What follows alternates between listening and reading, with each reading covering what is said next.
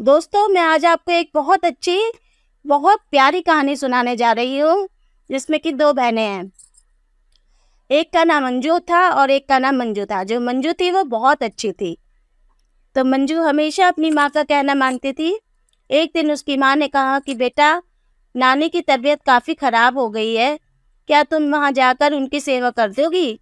मंजू ने कहा, हाँ माँ, क्यों नहीं। और मंजू घर से निकल जाती है नानी के घर के लिए।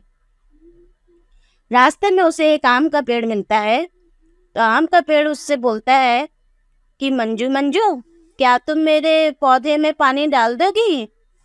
तो मंजू कहती है, हाँ हाँ, क्यों नहीं आम भैया, मैं आपके पेड़ में पानी जरूर डालूंगी। और वो पानी डाल देती है। आम का पेड़ फिर से हरा भरा और सुंदर हो जाता है। आगे चलते ही उसे एक केले का पेड़ मिलता है। केले का पेड़ भी वही बात कहता है कि मंजू मंजू, क्या तुम मेरे वृक्ष में पानी डाल दोगी?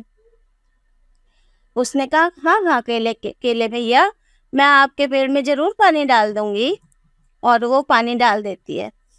वह दोनों लोग बहुत खुश हो जाते हैं। मंजू आगे जाती है। आगे उसे एक बुढ़िया माई मिलती है।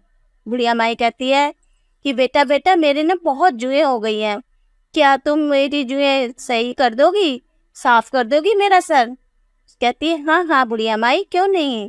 और वो उसकी सारी जुएं निकाल देती है। तो बुढ़िया माई बहुत खुश हो जाती है। फिर वह नानी के घर पहुंच जाती है। नानी कहती है जो जो काम वह सारे काम कर देती है। नानी भी बहुत खुश थी। नानी धीरे धीरे सही भी होने लग गई थी। तो जब नानी ने कहा कि मंजू मंजू, अब तुम अपने घर जाना चाहती हो तो जाओ।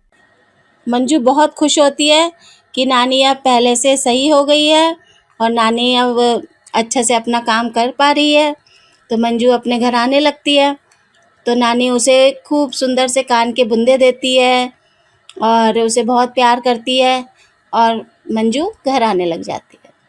तो मंजू जब रास्ते में आ रही होती है तो उसे वही बुढ़िया माई मिलती है जो जुएं निकलवा रही थी अपनी।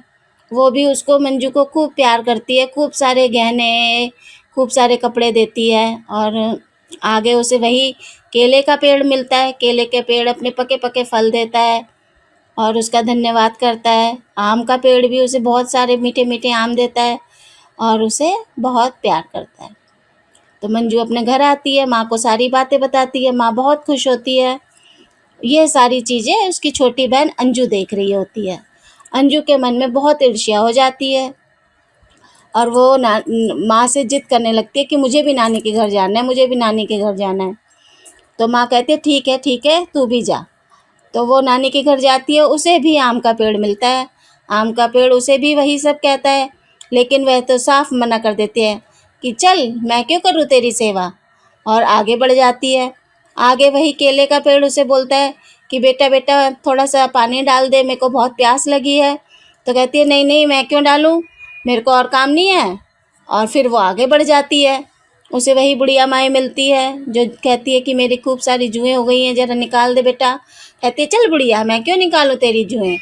वो आगे जाती है, नानी से खूब जिद करने लगती है, नानी नानी मुझे भी दो, मुझे भी दो। नानी उसे खूब मारती है और भगा देती है घर से। आगे वही बुढ़िया माई फिर उसे भी मिलती है। तो कहती है कि मुझे भी दे, जो मेरी बहन को गहने दिए थे। तो वो भी उसे मारते हैं। आम के पेड़ के नीचे बैठती है तो फिर वो भी उसको कच्चे कच्चे केले, कच्चे कच्चे आम वो लोग भी दे देते हैं। फिर वो ये सब कर आती है घर और खूब रोने लगती है कि माँ माँ देखो मुझे। तो माँ समझाती है कि देखो, किसी की सेवा करने से कोई छोटा या बड़ा नहीं होता, हमें सबकी सेवा कर देनी चाहिए। इसलिए तुम्हें देखो, तुम्हारी बहन को इतना कुछ मिला है और तुम्हें नहीं मिला, क्योंकि तुम्हारी बहन सबका आदर करती है, सबसे प्यार से बात करती है, तो तुम्हें भी करने चाहिए। तो उसे अपनी गलती का एहसास होता है और वो कहती है, माँ अब मैं भी ऐसा ही करूँगी। तो फ्रेंड्स, अगर आपको ऐसी अच्छी अच्छी कहानियाँ और सुननी है तो आप मेरे चैनल को सब्सक्राइब करिए, लाइक कीजिए, शेयर कीजिए। Thank you friends.